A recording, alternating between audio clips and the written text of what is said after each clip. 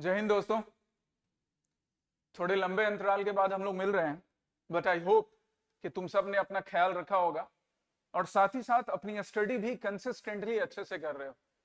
Keep this hope alive, यही उम्मीद है मुझे तुमसे, इसको हमेशा जिंदा रखना। आज जो टॉपिक हम आपके साथ डिस्कस करने वाले हैं वो है history of flag of India. क्योंकि यहाँ स्क्रीन पे ये जो इमेज रिप्रेजेंट है ना, हमारा तिरंगा, हमारा ट्राई कलर, ये तिरंगा हमारी आन बान शान है।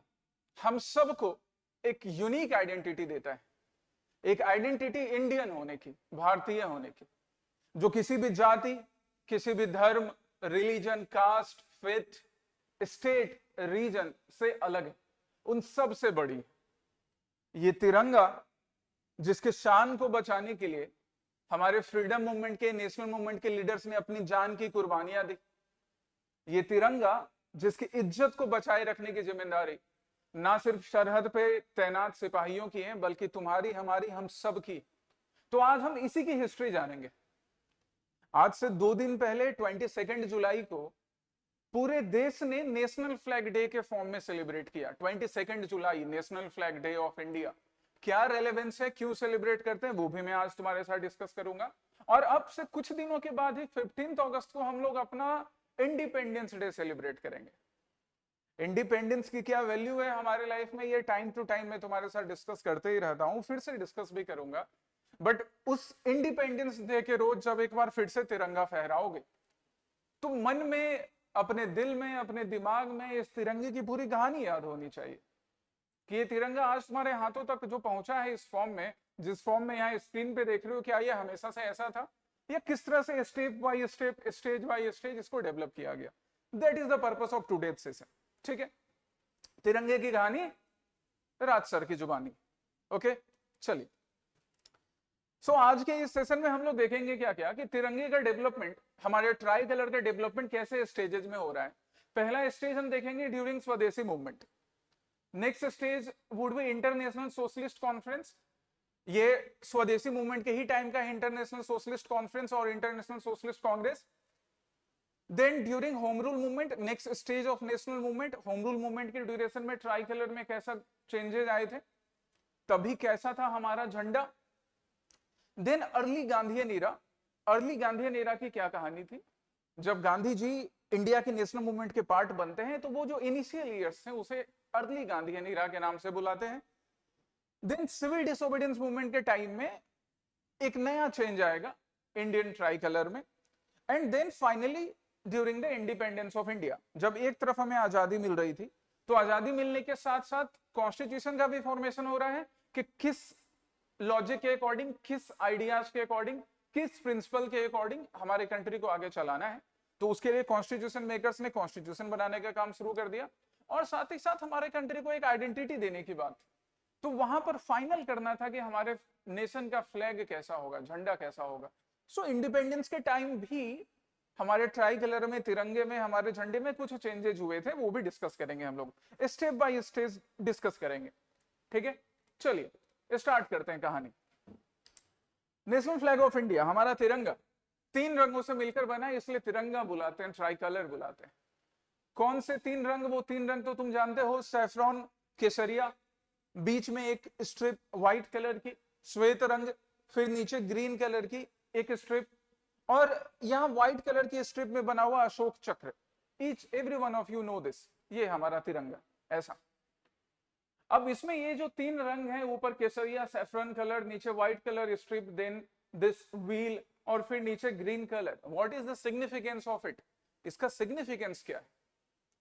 As an Indian you must know, we all should know what is the significance of this 3 colour. क्या ये केसरिया किसी रिलीजन को रिप्रेजेंट कर रहा है? क्या ये हरा किसी रिलीजन को रिप्रेजेंट कर रहा है? बिल्कुल नहीं। उन पॉलिटिशियंस की तरह या उन कुछ चंद बेवकूफ व्हाट्सएप यूनिवर्सिटी के लोगों की तरह नहीं सोचना है कि ये रंग किसी धर्म को रिप्रेजेंट करता है। नहीं, ये रंग धर्म को रिप्रेजेंट नहीं करता है, ये रंग रिप्रेजेंट करता है कुछ आइडियाज को।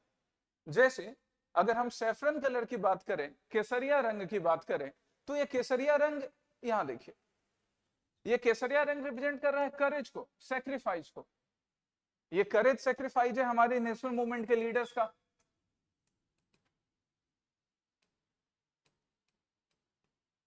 बाल गंगाधर तिलक से लेकर सुभाष चंद्र बोस, एम.के. गांधी, जवाहरलाल नेहरू, हर लीडर का, हर किसी ने सेक्रीफाइस दिया। किसी ने सुप्रीम सेक्रीफाइस दिया अपनी जान का, तो कोई जेल में गए, जेल में लाठियां खाए, फिर आगे जब मौका मिला तो देश की लीडरशिप भी उनको मिली। जैसे पंडित जवाहरलाल नेहरू, हमारे फर्स्ट प्राइम मिनिस्टर, ये रिप्रेजेंट करता है सेक्रीफाइस किनका? उन सोल्जर्स का। वो सोल्जर्स जो देश के बॉर्डर्स पे तैनात हैं और देश के दुश्मनों से हमारी रखवाली करते हैं, हमारी प्रोटेक्शन करते हैं, उनके करेज को, उनके सेक्रीफाइस को रिप्रेजेंट करता है ये सैफरन कलर, केसरिया कलर। किसी रिलीजन से रिलेटेड नहीं। व्हाइट कलर की जो स्ट्रिप बीच में लगाई गई है, तो वी नो कि व्हाइट कलर जो है ना, वो ट्रूथ को और पीस को रिप्रेजेंट करता है। वो रिप्रेजेंट करता है कि हम सिर्फ कहने को सत्यमेव जयते नहीं बोलते हैं, सत्यमेव जयते हमारी रगों में बहता है, हमारी रगों में बहता है सत्यमेव जयते, जिसे कभी अशोक ने चूज किया था, जो इंडिया की सबसे एंशिएंट फिलॉसफी उपनिषद में लिखी गई है, मुंडक उपनिषद में वहां से ली गई है।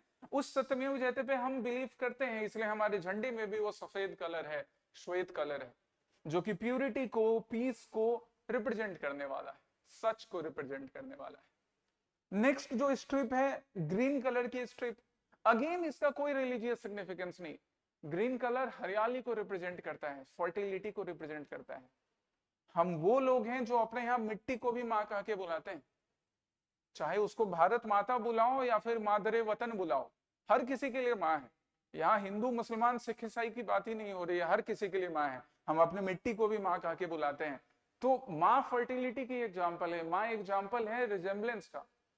उसी फर्टिलिटी को रिप्रेजेंट कर रहा है हमारा ग्रीन कलर, राइट। हमारा ग्रीन कलर रिप्रेजेंट कर रहा है सिविलरी को, कि किस तरह से हम इंडियंस हर किसी से हाथ जोड़ के नमस्ते कह के बात करते हैं, नमस्ते, सलाम, सत श्री अकाल, आदाब कह के बात करते हैं।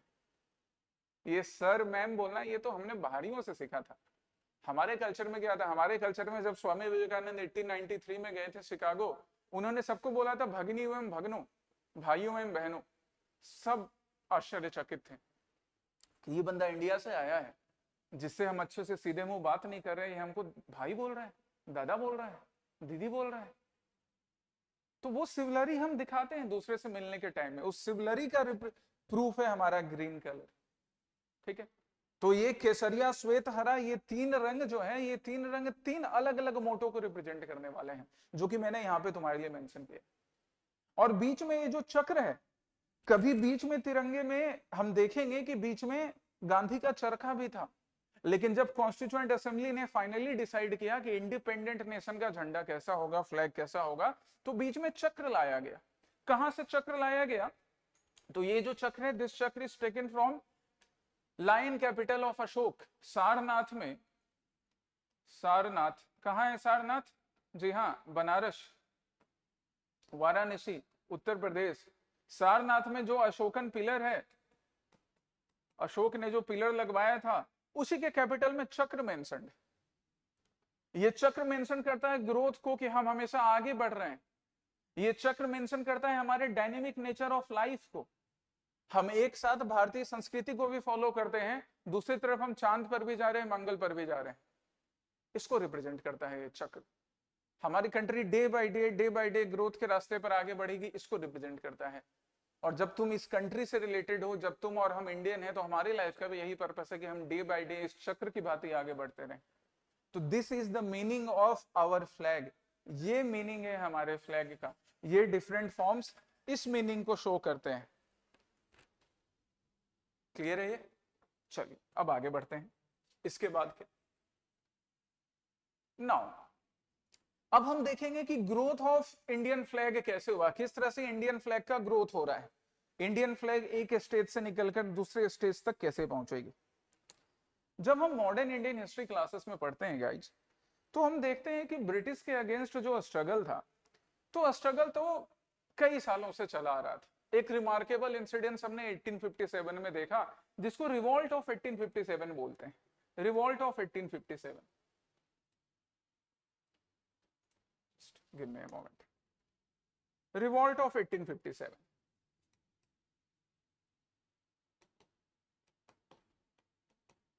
कुछ हिस्टोरियंस के लिए, कुछ लीडर के लिए this was the first war of independence. आजादी की, स्वतंत्रता की पहली लड़ाई थी। जैसे वीडी सावरकर जिन्होंने इसको बुलाया कि this was the first war for independence.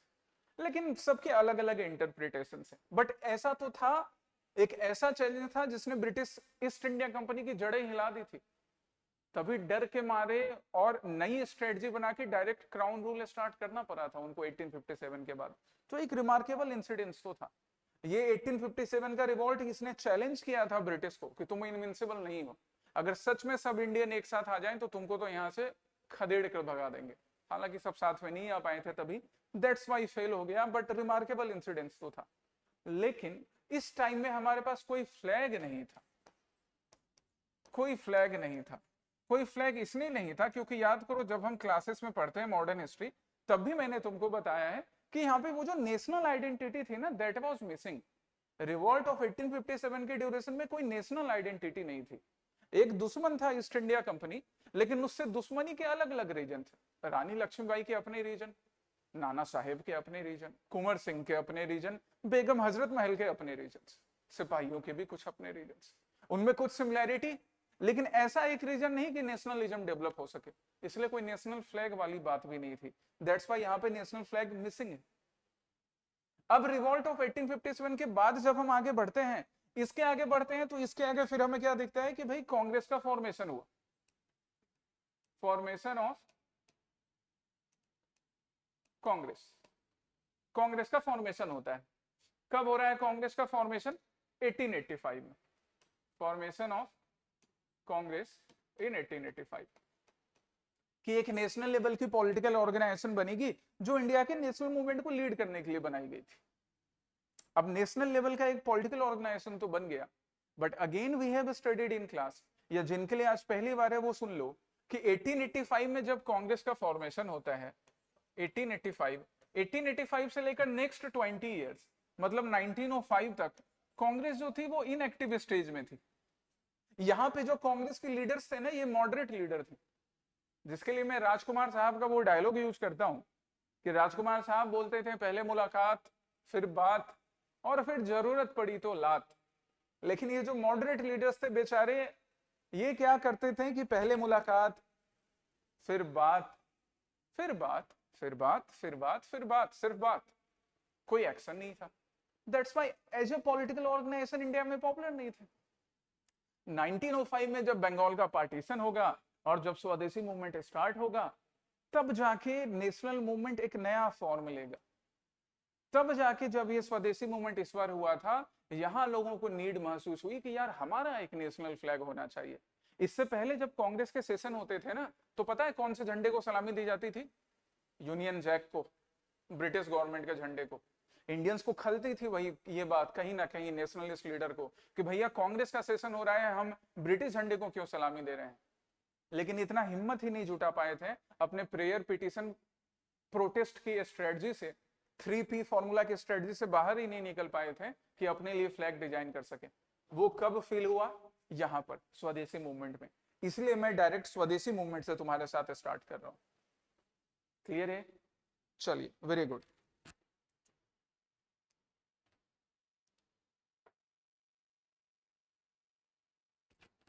स्वदेशी मूवमेंट, स्वदेशी मूवमेंट का बैकग्राउंड तुम सबको पता है, आज मैं उसको तो डिस्कस अभी डिटेल में नहीं करूंगा, that is not the purpose. फिर भी बंगाल का पार्टीशन किया था गया था। किसने किया बंगाल का पार्टीशन? 1905 में हो रहा है। कौन कर रहा है? वायसरॉय कर्जन कर रहा है। कर्जन ने बंगाल को दो पार्ट में डिवाइड कर दिया कम्युनल लाइंस पे। ईस्ट बंगाल बनाया था उसने मुस्लिम मेजोरिटी प्रोविंस वाला। लिंग्विस्टिक लाइंस पे भी डिवीजन किया उसने। लिंग्विस्टिक लाइन पे कैसे? कि जो बांग्ला स्पीकिंग पीपल थे, जो नेशनल मूवमेंट को लीड कर रहे थे तभी, उनको ही कमजोर बना देना कि तुम्हारे साथ ही खेला होगा, तुम खेला नहीं कर पाओगे, ऐसा कर्जन का स्ट्रेटजी था। लेकिन बंगाली मानुस बड़े इंटेलिजेंट थे, उन्होंने बोला कि बोका मानुस नहीं समझो मेरे को, खेला होगा इना चोल बे। और फिर उन्होंने स्वदेशी मूवमेंट स्टार्ट करा था। उसकी अपनी कहानी है, क्लासेस में भी बताया हूं, कभी यूट्यूब पे भी डिटेल में स्वदेशी मूवमेंट करेंगे, ठीक है। तो जब यहाँ पे लोग पहली बार सड़क पर निकल आए थे, रोड्स पर आ गए थे, रोड्स पर आकर बंकिम चंद्र चटर्जी का सॉन्ग वंदे मातरम गा रहे हैं, तो वंदे मातरम गा रहे हैं दैट हेल द मदरलैंड, लेकिन मदरलैंड को रिप्रेजेंट कैसे करें, क्या उसके लिए एक फ्लैग होगा?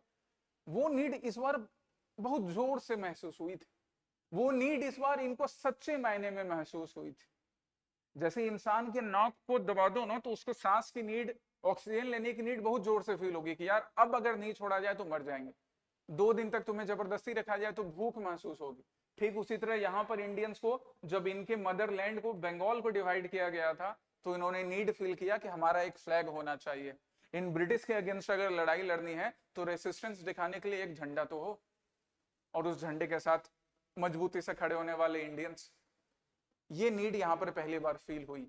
और जब ये नीड फील हुई तो सचिंद्र प्रसाद बोस, नाम याद रखना इनका, एसपी बोस, सचिंद्र प्रसाद बोस जो थे, इन्होंने एक झंडा डिजाइन किया। दिस इज द फ्लैग, ये वो फ्लैग। सचिंद्र प्रसाद बोस एक फ्लैग डिजाइन करते हैं। क्या फ्लैग डिजाइन करते हैं? इस फ्लैग को डिजाइन करने के पीछे पर्पस था to show the resistance of people, कि भैया हम तुम्हारे वो बंगाल पार्टीशन के डिसीजन को नहीं मानते हैं, उसके लिए स्वदेशी मूवमेंट तो चल ही रहे हैं, बाकी लीडर चला ही रहे हैं। सचिन प्रसाद बोस ने यहाँ एक ये फ्लैग डिजाइन करके रिप्रेजेंट कर दिया। यहाँ पे फिलहाल के लिए ये जो कलर्स यूज किए जा रहे हैं, जैसे ये सेफ्रन कलर ही है, अभी के सेफ्रन कलर से थोड़ा लाइट कलर का है, बीच में येलो कलर है, ग्रीन कलर है। ये तभी रिप्रेजेंट कर रहा था हिंदूज को, बंगाल के हिंदूज को, ये रिप्रेजेंट कर रहा था बंगाल की मुस्लिम पॉपुलेशन को। लेकिन एक ही फ्लैग पे जब आ रहे हैं तो ये यूनिटी दिखा रहा था कि चाहे हिंदू हो या मुस्लिम हो वो सब एक है। इवन बीच में पीला येलो कलर भी यूज किया गया, राइट। यहां पर वंदे मातरम लिखा गया, जो कि स्वदेशी मूवमेंट से एक मेन स्लोगन बनने वाला है। चांद और तारे यूज किए गए, साथ में स्टार भी यूज किया गया, फ्लावर्स भी यूज किए गए। मतलब हिंदुइज्म, इस्लाम, इवन बुद्धिज्म, हर किसी को यूज किया गया यूनिटी दिखाने के लिए। वैसे बुद्धिस्ट के नंबर कम थे बंगाल में, फिर भी सचिंद्र प्रसाद बोस ने जब फ्लैग डिजाइन किया तो उन्होंने हर रिलीजन का ध्यान रखा। उन्होंने बीच में वंदे मातरम लिखा, जो कि स्वदेशी मूवमेंट में मेन स्लोगन बना था। उन्होंने चांद तारे यूज किए, अगर यहाँ पर क्राइसेंट यूज किया तो अलग से स्टार भी यूज किया, फ्लावर्स भी यूज किए, यूनिटी दिखाने के लिए। तुमने बंगाल को हिंदू मुस्लिम करके डिवाइड किया है, हम हिंदू मुस्लिम के फॉर्म में डिवाइडेड नहीं। This was the first flag, first national flag. इसको आप पहला नेशनल फ्लैग बुला सकते हो, इसको पहला नेशनल फ्लैग बुला सकते हो।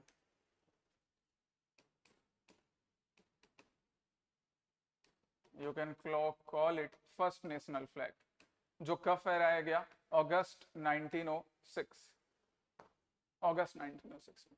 Since Calcutta was the main centre of स्वदेशी मूवमेंट, इसलिए इस फ्लैग का नाम कलकत्ता फ्लैग भी रखा गया है। ठीक है। सो स्वदेशी मूवमेंट के टाइम में पहली बार हमारे पास एक नेशनल फ्लैग आया, जो यूनिटी को रिप्रेजेंट कर रहा था, जो इस तरह से डिफरेंट रिलीजन्स को साथ में लेकर, वंदे मातरम जो मूवमेंट का स्लोगन है उसको साथ में लेकर बनाया गया। It was hosted by Sachin Prasad Bose on August 1906 in Calcutta, also known as Calcutta flag. चलिए आगे चलते हैं अब नेक्स्ट इंसिडेंट्स। नेक्स्ट, अब स्वदेशी मूवमेंट अपने रफ्तार से चल रहा है, स्वदेशी मूवमेंट की एक्टिविटीज चल रही हैं। स्वदेशी मूवमेंट के ड्यूरेशन में ही जब इंडिया में स्वदेशी मूवमेंट चल रहा है, तो इसी स्वदेशी मूवमेंट से इंस्पायर्ड होकर कुछ लोग इंडिया के बाहर भी अपनी एक्टिविटीज रन कर रहे थे। उनमें से एक फेमस पर्सन है, एक फेमस लेडी है, मैडम भिकाजी रुस्तम कामा, या पॉपुलरली नोन एज मैडम कामा। एक पारसी लेडी जिन्होंने इंटरनेशनल सोशलिस्ट कॉन्फ्रेंस या इंटरनेशनल सोशलिस्ट कांग्रेस में, सेकंड इंटरनेशनल सोशलिस्ट कांग्रेस में और कॉन्फ्रेंस में, जो कहां हो रहा है? स्टुअर्टगार्ट जर्मनी में। ये प्लेस भी याद रखना, बहुत बार एग्जामिनेशन में पूछा गया है। कब हो रहा है? 1907 में। यहां पर इन्होंने फ्लैग ऑफ इंडिपेंडेंस फहराया था। जो कलकत्ता फ्लैग है ना, उसमें थोड़े से चेंजेस किए, इंस्पायर्ड फ्रॉम कलकत्ता फ्लैग।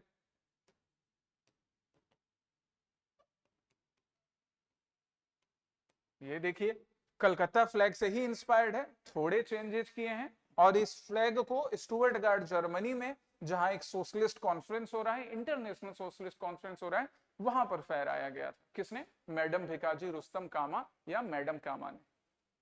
इस फ्लैग का उसी से इंस्पायर्ड है, कलकत्ता फ्लैग से। कैसे? यहाँ ये ग्रीन कलर है, बस कलर का जो प्लेसिंग है वो थोड़ा चेंज है। पहले ग्रीन कलर नीचे था कलकत्ता फ्लैग में, यहाँ ग्रीन कलर ऊपर इस फ्लैग में आ गया है। देखो कंपेयर करो,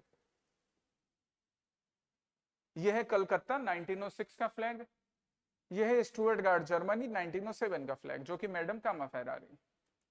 यहाँ पे जो फ्लावर्स बनाए गए, जो लोटस फ्लावर है, ये आप इंडिया की अभी एक पॉलिटिकल पार्टी से रिलेट करके मत समझिएगा, ठीक है।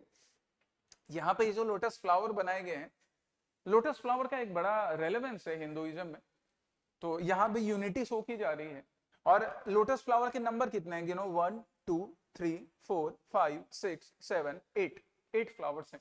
तभी इंडिया में 8 प्रोविंसेस थे, उन 8 प्रोविंसेस को डिनोट कर रहे थे ये 8 लोटस फ्लावर, साथ ही साथ रिलीजियस यूनिटी को भी।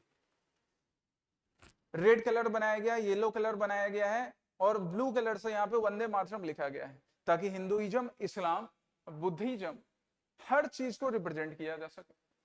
हिंदुइज्म, इस्लाम, बुद्धिज्म, क्रिश्चियनिटी, इंडिया के डिफरेंट प्रोविंसेस, हर चीज से एक रिजेम्बलेंस होगा जो इंडिया की यूनिटी को दिखाएगा। इट वॉज ऑल्सो शोइंग, ये साथ ही साथ ये भी शो कर रहा था कि किस तरह से इंडिया में जो टाइम टू टाइम फेमिन्स आ रहे हैं, इंडिया में टाइम टू टाइम जो अकाल पड़ रहा है, सूखा पड़ रहा है, उससे किस तरह से इंडियंस अफेक्टेड हैं। And that's why international socialist conference में मैडम भिकाजी कामा अपील कर रही थी कि ग्रेट ब्रिटेन को इंडिया को क्या दे देनी चाहिए, भैया हमको आजादी दे दो। In this way this flag was designed, इस तरह से इस फ्लैग को डिजाइन किया गया। नेक्स्ट, मैडम भिकाजी कामा के बारे में यहां थोड़ा मैं ब्रीफ में तुमको बता देता हूं। मैडम भिकाजी कामा कौन है? एक पारसी लेडी जो 1904 में श्यामजी कृष्ण वर्मा से, श्यामजी कृष्ण प्रसाद वर्मा के टच में आती हैं। तुम कहोगे कि सर ये श्यामजी कृष्ण प्रसाद वर्मा कौन है, इनके बारे में थोड़ा बताइए। तो गाइज ये हैं, he founded India house, India house. अगर अभी वीडी सावरकर नाम की एक मूवी आई थी, अगर वो मूवी तुमने देखा है तो इंडिया हाउस वहां पर भी मिलेगा। इंडिया हाउस लंदन में था। वैसे तो ये कहने को एक हॉस्टल था, इंडिया से जो स्टूडेंट जाते थे लंदन पढ़ाई करने के लिए, उनके लिए एक हॉस्टल के जैसा इंडिया हाउस था जहां पे वो रह सकते थे, क्योंकि सबके पास पढ़ाई करने के लिए चलो स्कॉलरशिप पढ़ने के लिए मिल गई, रहने के लिए लंदन में कहाँ रहते हैं। तो श्यामजी कृष्ण प्रसाद वर्मा जो कि एक लॉयर थे, उन्होंने अपने पैसे से और कुछ चंदा इकट्ठा करके ये हाउस बना दिया था। यहां से रिवॉल्यूशनरी एक्टिविटी चलती थी इंडिया हाउस से। तो श्यामजी कृष्ण प्रसाद वर्मा इंडिया से बाहर लंदन में बैठकर रिवॉल्यूशनरी एक्टिविटी को सपोर्ट करने के लिए एक हॉस्टल बनाया था उन्होंने, जिसका नाम है India house. Shyamji Krishna Prasad Verma was the person who was running India home rule society. India में होम रूल मूवमेंट अभी शुरू भी नहीं हुआ है, उससे पहले इंडिया होम रूल सोसाइटी वहां चला रहे हैं। तो he was a very famous figure among new age leaders, youngsters के बीच में बड़े फेमस थे। वीडी सावरकर के बीच में भी श्यामजी कृष्ण प्रसाद वर्मा बड़े फेमस थे। वीडी सावरकर भी इस इंडिया हाउस में जाकर रहे थे। मदन लाल ढींगरा जिन्होंने करजन वाइली को गोली मारी थी, वो भी इस इंडिया हाउस में रहकर पढ़ते थे। तो इंडिया हाउस रिवॉल्यूशनरीज के लिए एक बेस था लंदन में। अब ये 1904 में श्यामजी कृष्ण प्रसाद वर्मा से के कांटेक्ट में आती हैं, और श्यामजी कृष्ण प्रसाद वर्मा के कांटेक्ट से फिर दादा भाई नौरोजी के कांटेक्ट में आती है। इनको तो तुम लोग जानते ही हो, grand old man of India, Indian politics के, इंडियन नेशनल मूवमेंट के भीष्म पितामह तभी के, जिनके पास सबसे ज्यादा पॉलिटिकल एक्सपीरियंस था। दादा भाई नौरोजी के प्राइवेट सेक्रेटरी के फॉर्म में भी मैडम भिकाजी कामा एक्ट करती हैं। सो पॉलिटिकल एक्सपीरियंस इनके पास था।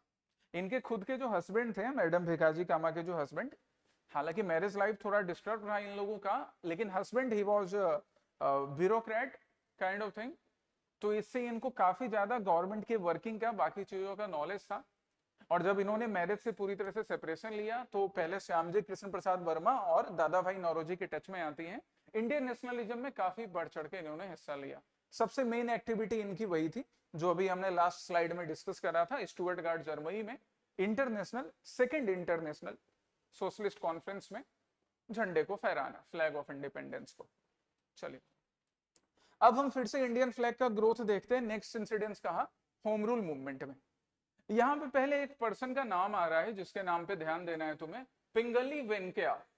Who is Pingali Venkayya? Pingali Venkayya was earlier he served in British army. पहले इन्होंने ब्रिटिश आर्मी में भी सर्व करा था, अफ्रीका में जाके सर्व करा था। गांधी जी के भी बड़े क्लोज हैं पिंगली वेंकैया। तो जब ये अफ्रीका में ब्रिटिश आर्मी में सर्व कर रहे थे ना, तो इन्होंने नोटिस किया कि ये ब्रिटिश आर्मी के सारे सोल्जर्स ब्रिटिश फ्लैग की सलामी देते हैं।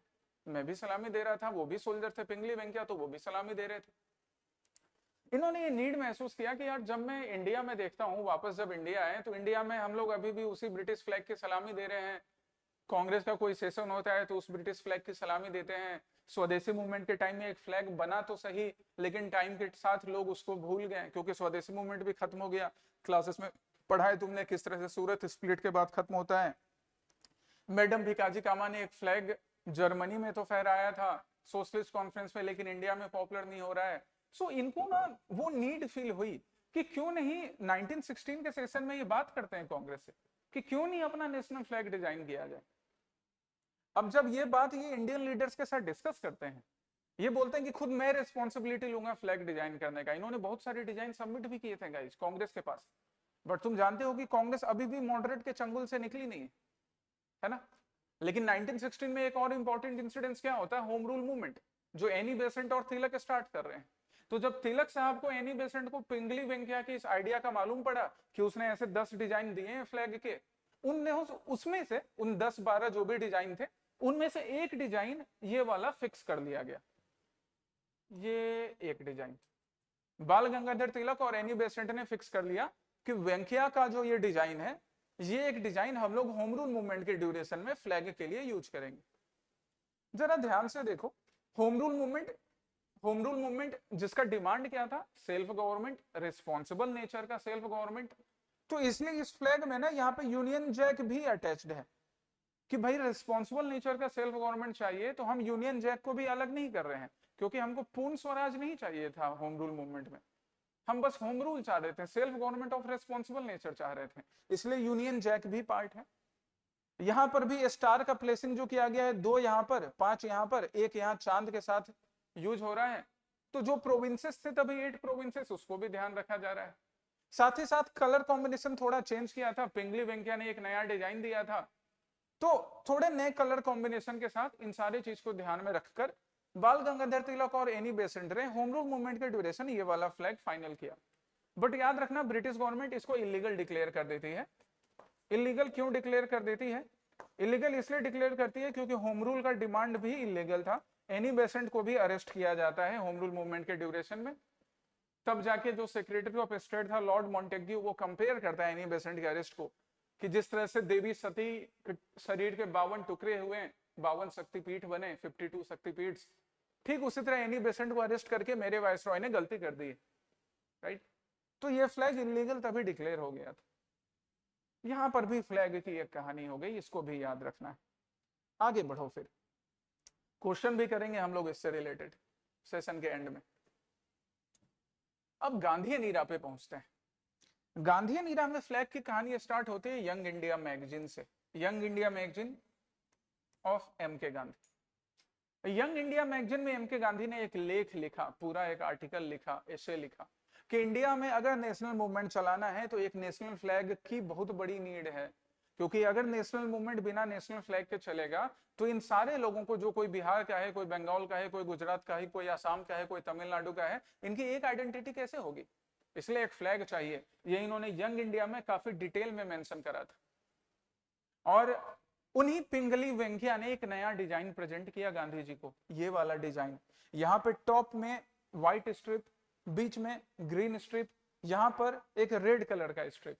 गांधी जी ने खुद वेंकैया को बोला था कि देखो वेंकैया, ग्रीन कलर ये इस्लाम को रिप्रेजेंट करेगा, तभी एक मेजॉरिटी रिलीजन इंडिया में। रेड कलर हिंदुइज्म को रिप्रेजेंट करेगा, दूसरा मेजॉरिटी रिलीजन इंडिया में, दूसरा या मेन मेजॉरिटी ग्रुप इंडिया में। और साथ में व्हाइट कलर ये प्योरिटी को, गांधी जी के सत्याग्रह के सत्य को रिप्रेजेंट करेगा। इसलिए तुम इन 3 कलर का कॉम्बिनेशन लेके बनाओ फ्लैग। साथ में उसमें क्या यूज करना? चरखा यूज करना, यूज ऑफ चरखा, स्पिनिंग व्हील, जहां से सूत बनाते हैं, स्पिनिंग व्हील, चरखा यूज करना, क्योंकि वो इंडियंस को सेल्फ रिलायंस सिखाएगा, अपने ऊपर डिपेंडेंसी सिखाएगा। सो गांधी जी के इन आइडियाज को लेकर फिर से पिंगली वेंकैया ने ये वाला फ्लैग डिजाइन कर लिया। इस फ्लैग को इस बार क्या बुलाया जाएगा गाइज? स्वराज फ्लैग, चरखा फ्लैग और गांधी फ्लैग। इन 3 नामों से इस फ्लैग को बुलाया जाता है, ठीक है। चलिए, अब ये जो फ्लैग है, ये फ्लैग लोगों तक पहुंचाना है कि ये स्वराज फ्लैग, चरखा फ्लैग, गांधी फ्लैग लोगों तक पहुंचे। तो लोगों तक पहुंचाने के लिए गांधी जी ने बोला कि अगर ये फ्लैग हर इंडियन के दिल तक पहुंचाना है तो उसके लिए हम फ्लैग सत्याग्रह स्टार्ट करेंगे। This was the idea given by Gandhi ji, flag satyagraha. क्या है ये फ्लैग सत्याग्रह? देखो, सत्याग्रह तो सबसे पहले सत्याग्रह समझ लो, सत्याग्रह मीन सत्य के बेसिस पे आग्रह करना, रिक्वेस्ट करना। गांधी जी ने कहा कि बिल्कुल मैं इंडिया के नेशनल मूवमेंट को लीड करूंगा, जो इंडिया की नीड है वो मांगूंगा, आग्रह करूंगा सत्य के बेसिस पे, ट्रुथ के बेसिस पे, इसलिए सत्याग्रह। तो यहाँ पे फ्लैग को लोगों तक पहुंचाना था, हर घर झंडा चलाना था, सत्य के बेसिस पे, फ्लैग सत्याग्रह। गांधी जी ने आइडिया दिया था, 1923 में स्टार्ट होने वाला है। अब जब गांधी का सत्याग्रह है तो पीसफुल नेचर का होगा, सिविल डिसोबीडियंस नेचर का होगा। बुझे भाई साहब? राइट। चलिए, इस चीज की शुरुआत करने के लिए फ्लैग सत्याग्रह की शुरुआत कहां से की जाएगी? जबलपुर से। अभी तुम इसको मध्य प्रदेश बोल सकते हो, तभी सेंट्रल प्रोविंस वाला रीजन। और फाइनली कंक्लूड कहां होता है? नागपुर, महाराष्ट्र में। इन दोनों रीजन में बड़ा पॉपुलर हुआ ये फ्लैग सत्याग्रह। गांधी ने सिंपल डायरेक्टिव्स दिए थे कि देखो, ब्रिटिश बोलते हैं कि तुम ये फ्लैग मत फहराओ, कोई फ्लैग फहराओगे तो तुमको जेल में डाल दिया जाएगा, तुम ब्रिटिश के सामने झंडा लेकर जाओ, ब्रिटिश लाठी मारती है, लाठी खा लो, उनसे बोलो कि साहब हमने गलती क्या किया, ये हमारे देश का फ्लैग है, हम इंडियंस हैं, हम आपके यूनियन जैक को क्यों सलामी दें, हम अपने दिल में हम सलामी देंगे अपने स्वराज फ्लैग को, गांधीयन फ्लैग को। तो वही जो फ्लैग अभी हमने पीछे देखा था लास्ट स्क्रीन पे, उसी फ्लैग को हर घर तक पहुंचाने के लिए, इस फ्लैग को हर घर तक पहुंचाने के लिए फ्लैग सत्याग्रह ऑर्गेनाइज किया गया, जो पूरी तरह से पीसफुल नेचर का होगा, सिविल डिसोबीडियंस नेचर का होगा। जबलपुर सेंट्रल प्रोविंस से स्टार्ट हुआ, नागपुर में भी चलता है, काफी पॉपुलर होता है महाराष्ट्र में। इससे रिलेटेड जो लीडर्स हैं उनके नाम देख लो फ्लैग सत्याग्रह से। वैसे तो ये आइडिया गांधी जी ने दिया था, बट कौन से लीडर्स इसको लीड कर रहे हैं, इनका नाम तो तुम जानते हो, हमारे आयरन मैन, इंडिया के iron man Sardar Vallabhbhai Patel. इनको भी तुम जानते हो, हमारे first prime president doctor Rajendra Prasad ji. जिन्होंने हिस्ट्री अच्छे से पढ़ी है, जो इंटरेस्ट रखते हैं हिस्टोरिकल फिगर में, इनको भी पहचानेंगे। ये हैं सी राजा गोपालाचारी, नेशनल मूवमेंट के एक लीडर, इंडिपेंडेंट इंडिया के पहले गवर्नर जनरल, राजा जी के नाम से इनको गांधी जी बुलाते थे। ये कौन है? ये एक गांधीयन पर्सन है, आचार्य विनोबा भावे। ये भी एसोसिएटेड है हमारे फ्लैग सत्याग्रह से, बड़े पॉपुलर हुए। और ये जिनका मैंने स्टाम्प यूज किया है, जमना लाल बजाज, जमना लाल बजाज, वेरी गुड, तुमने सही सोचा कि ये बजाज इंडस्ट्री के ही फाउंडर हैं, गुजरात के एक बिजनेसमैन, लेकिन ट्रू गांधीयन, गांधी जी के बड़े क्लोज थे, इतने क्लोज थे गाइज कि लोग बोलते थे कि जमना लाल बजाज गांधी जी के 5th सन है, मतलब बायोलॉजिकली भले उनके सन नहीं हो, but also known as 5th son of M K Gandhi, Jamna Lal Bajaj, एक इंडस्ट्रियलिस्ट, लेकिन गांधीयन नेचर का इंडस्ट्रियलिस्ट, बजाज इंडस्ट्री के फाउंडर, गुजरात के फेमस बिजनेसमैन। तो इन सब लीडर ने मिलकर फ्लैग सत्याग्रह में अपना अपना कंट्रीब्यूशन दिया। ठीक है, चलिए आगे चलते हैं, और फ्लैग सत्याग्रह से रिलेटेड पॉइंट थोड़ा और देख लो, ये क्वेश्चन इंपॉर्टेंट है। की फीचर्स क्या है फ्लैग सत्याग्रह से? तो फ्लैग सत्याग्रह रिप्रेजेंट कर रहा है डिस्प्ले ऑफ इंडियन फ्लैग, कि हर घर तिरंगा, हर दिल तिरंगा। अभी इंडिपेंडेंस डे आ रहा है ना, तुम सब लोग अपने अपने व्हाट्सएप डीपी पे तिरंगा लगाओगे, स्टेटस पे लगाओगे, तिरंगा फहराओगे, वो ना व्हाट्सएप डीटी स्टेटस से निकलकर तुम्हारे दिल तक आना चाहिए, तब सच्चे मायने में आजादी मिलेगी। तो ये काम गांधी जी ने करवाया था, डिस्प्ले ऑफ इंडियन फ्लैग का, कि हर कोई इंडियन फ्लैग को डिस्प्ले करे, झंडा दिखाए। ब्रिटिश लाठी मार रही है, जेल ले जा रही है, ले जाने दो, लेकिन इंडियन फ्लैग डिस्प्ले करेंगे। सिविल डिसोबीडियंस, कि इंडियन फ्लैग डिस्प्ले करने के टाइम में हम लोग दिखाएंगे सेल्फ डिटर्मिनेशन, कि हम तुमको चैलेंज कर रहे हैं, ब्रिटिश एम्पायर को चैलेंज कर रहे हैं, लेकिन सत्याग्रह के प्रिंसिपल पे, नॉन वायलेंस के प्रिंसिपल पे। साथ ही साथ सिंबल ऑफ यूनिटी, कि जब चाहे गुजरात का हो, आसाम का हो, बंगाल का हो, बिहार का हो, मद्रास का हो, सेंट्रल प्रोविंस का हो, कहीं का भी इंसान हो, लाहौर का हो, रावलपिंडी का हो, जब हर कोई इस फ्लैग को दिखाएगा, स्वराज फ्लैग को, तो एक नेशनल यूनिटी दिखेगी, जो काफी ज्यादा जरूरी थी इंडिपेंडेंस मूवमेंट को पॉपुलर करने के लिए। दैट वाज द पर्पस, ये पर्पस था, ये की फीचर्स थे, ये इंपैक्ट दिख रहा था फ्लैग सत्याग्रह का। नेक्स्ट स्टेज हम फिर पहुंचते हैं फ्लैग के डेवलपमेंट के लिए हिस्ट्री ऑफ इंडियन फ्लैग में इस बार सिविल डिसोबीडियंस मूवमेंट के टाइम में 1929 का ये फेमस सेशन, लाहौर सेशन, जिसके प्रेसिडेंट थे जेएल नेहरू, जहां पर पहली बार कांग्रेस ने अपना गोल क्या डिक्लेयर करा, पूर्ण Swaraj, total independence, complete independence. Lahore session 1929 में एक नया फ्लैग एडॉप्ट किया गया और उस नए फ्लैग को एडॉप्ट करके डिसाइड किया गया कि जनवरी 26 1930 को हर इंडियन अपने घर में ये फ्लैग फहराएगा। जहां ऊपर सैफरन कलर डाला गया था, रेड कलर हटा दिया गया। अब इस फ्लैग को डिजाइन किया गया था इंडिया में यूनिटी दिखाने के लिए बिना किसी रिलीजियस अटैचमेंट के, इसलिए सैफरन कलर दिखाया गया इंडियंस के बलिदान को। यहां से ये रिप्रेजेंटेशन, ये मीनिंग शुरू हुआ कि सैफरन कलर करेज को, सैक्रिफाइस को दिखा रहा है, ग्रीन कलर फर्टिलिटी को दिखा रहा है, ट्रुथ गांधी के पीस को, सत्याग्रह को दिखा रहा है, बीच में चरखा रहेगा जो सेल्फ रिलायंस को दिखाता है, सेल्फ इंडिपेंडेंस पे, सेल्फ डिपेंडेंसी को दिखाता है। ये सिविल डिसोबीडियंस मूवमेंट के टाइम का फ्लैग है, इसको भी स्वराज फ्लैग बुलाया जा रहा है। फाइनली कांग्रेस ने इसको 1931 में ऑफिशियली भी अडॉप्ट कर लिया। और अभी से लेकर, अभी सिविल डिसोबीडियंस मूवमेंट से लेकर 1947 तक, जब तक हमारा फाइनल फ्लैग अडॉप्ट नहीं होगा, यही फ्लैग इंडिया के नेशनल मूवमेंट का रिप्रेजेंटेशन बना हुआ था। तो इस फ्लैग का टाइमलाइन काफी ज्यादा है, 1929 के एंड से लेकर या 1930 से लेकर 1947 तक, जब तक फाइनल हमारा फ्लैग नहीं डिसाइड होगा कॉन्स्टिट्यूएंट असेंबली में, तब तक ये वाला फ्लैग। ओके, एंड अब हम फाइनल स्टेज में चलते हैं इंडियन फ्लैग के डेवलपमेंट के। ये दोनों कंपेयर भी कर लो। ये कांग्रेस ने जब अडॉप्ट किया यहाँ सिविल डिसोबीडियंस मूवमेंट के ड्यूरेशन में, तो ये फ्लैग है। इससे पहले गांधी ने जो फ्लैग सत्याग्रह में फ्लैग यूज किया था, तो ये फ्लैग है। 1931 onwards, civil disobedience movements onwards, this flag would be used. This flag was used during flag सत्याग्रह। ये वाला फ्लैग सत्याग्रह, ये वाला फ्लैग सत्याग्रह, और ये civil disobedience movements onwards, officially adopted by Congress. इससे पहले ऑफिशियली एडॉप्शन नहीं हो पा रहा था, फ्लैग तो डिसाइड कर रहे थे, बट यहां ऑफिशियली एडॉप्ट करेंगे। ठीक है, और हम फिर फाइनल पहुंचेंगे, फाइनल स्टेज पर। फाइनल स्टेज यहाँ इंडिपेंडेंस ऑफ इंडिया। जब ये फिक्स हो गया था, माउंटबेटन ने 3 जून को अनाउंस कर दिया था अपना प्लान कि भैया 15 अगस्त 1947 तक हम ब्रिटिश यहां से बोरिया बिस्तर समेट के भागने वाले हैं। कॉन्स्टिट्यूएंट असेंबली उसके कुछ महीने पहले दिसंबर 1946 में फ्रेम हो चुकी थी, फॉर्म हो चुकी थी। तो 23 जून 1947 को माउंटबेटन के अनाउंसमेंट के बाद, उसके 3 जून फॉर्मूला के बाद, एक टेम्पररी कमेटी बनती है, एडहॉक कमेटी, टेम्पररी नेचर का, इसलिए एडहॉक कमेटी बनाया गया कि जब इसका काम कंप्लीट हो जाएगा तो एडहॉक कमेटी खत्म हो जाएगी। किसके लीडरशिप में, किसके अंडर? चेयरमैन थे उस एडहॉक कमेटी के डॉक्टर राजेंद्र प्रसाद। बड़ा इंपॉर्टेंट क्वेश्चन है, याद रखना इसको, याद रखना इसको। कब बनी एडहॉक कमेटी? 23 जून। क्यों? क्योंकि इसके पहले माउंटबेटन का प्लान आया है।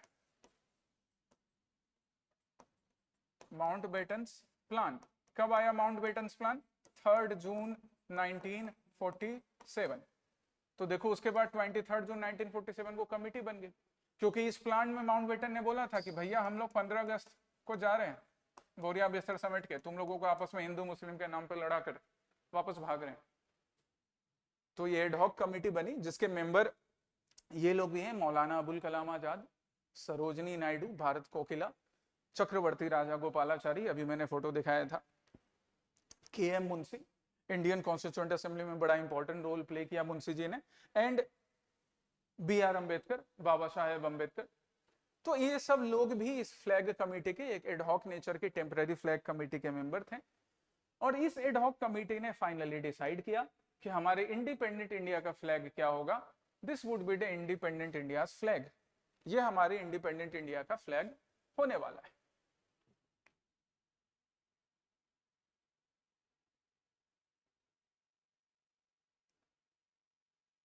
राइट? इस इंडिपेंडेंट इंडिया के फ्लैग में थोड़ा यहां चेंज देखो, क्या चेंज है? ऊपर सैफरन कलर है, नीचे ग्रीन कलर है, बीच में व्हाइट स्ट्रिप है। तो ऐसा ही फ्लैग यहां भी है। ये भी है, ऊपर सैफरन कलर, बीच में व्हाइट स्ट्रिप, यहाँ ग्रीन कलर, बट यहाँ सेंटर में चरखा है गांधी का, ये जो स्वराज फ्लैग है सिविल डिसोबीडियंस मूवमेंट के टाइम का।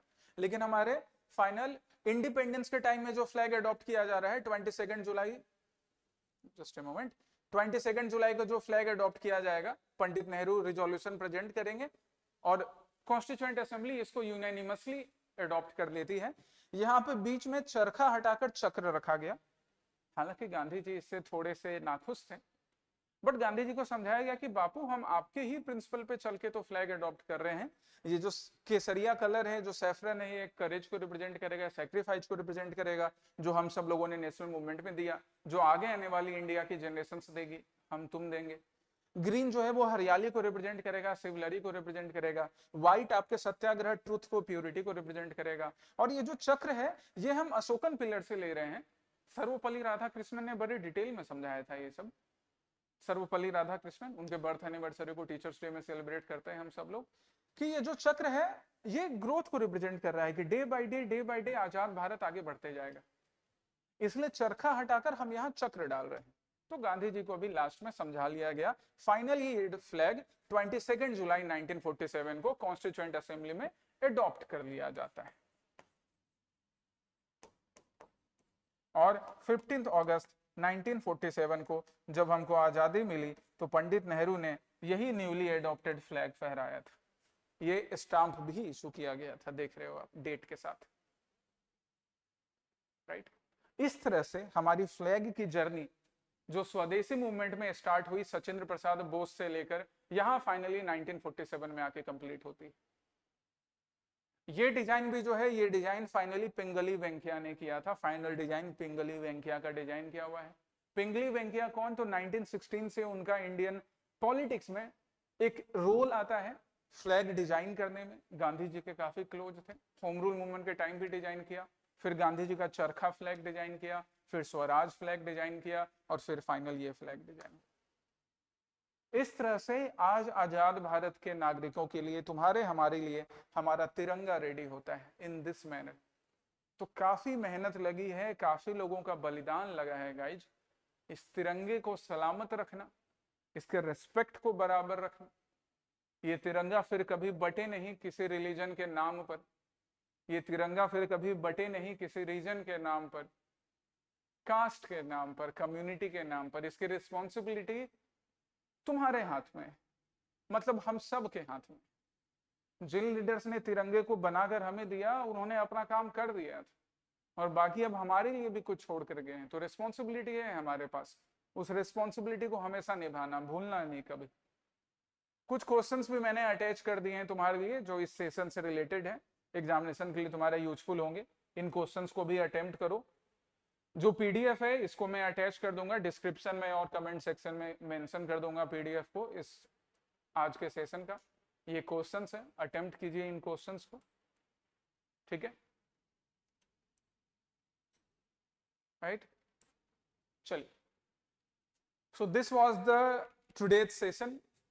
ये एक श्लोक है ऋग्वेद से लिया गया, जननी जन्माद भूमिष्य स्वर्गादपि गरीयसी, कि जो जननी होती है, जो माँ होती है, और जो जन्मभूमि होती है वो स्वर्ग से भी प्रिय होती है। सोचना इस बात को, याद रखना। जय हिंद, थैंक यू।